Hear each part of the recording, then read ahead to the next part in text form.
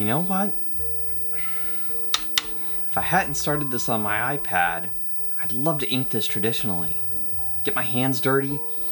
You know, hate it when I start something digitally and then decide that I like it so much that I want to go traditional. I want to ink it for real. But what can I do? Wait a second.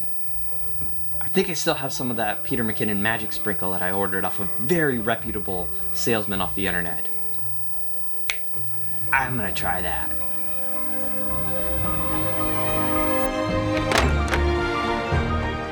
Just a little bit of this all over the paper, a little bit on the pad. Here goes nothing. Whoa! Yeah! Okay, so it's not gonna be that easy, but it's not much harder. Come on, let's take a look. I think we can get rid of this. Probably should have used the Brian Brushwood stuff anyway. What's up everybody, Troy Roberts here. Now this is a simple way to take a digital illustration and convert it to something physical. Now this can also be used if you have a physical sketch that you want to enlarge or you just don't want to ink directly onto the original. This is a great way to duplicate that, get it on a sheet of paper that you can ink without destroying the original. So the first thing I did from Procreate was export the image as a TIFF and save it to my Google Drive. Once I had it there, I could download it to my PC and open it up in Photoshop. And here's what it looks like in Photoshop. So the first thing that I'm going to work on is I'm going to adjust the levels a little bit to make sure that I have pretty good clarity on everything that I want to see. So I'm going to go up to layer, choose new adjustment layer, and I'm going to do levels, click OK. Right over here for the levels, I'm just going to bring the black end all the way up, and that'll make sure that everything is nice and dark, that everything can be clearly seen.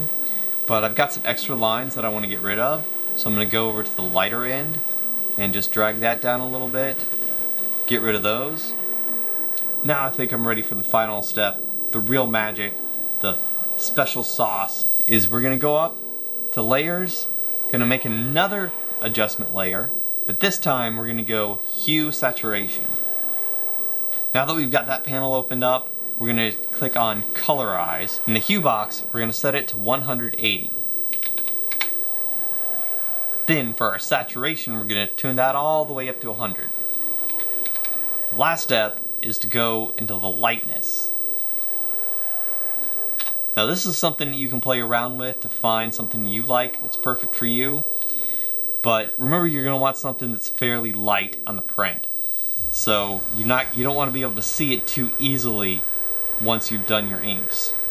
So somewhere around 80 is pretty good.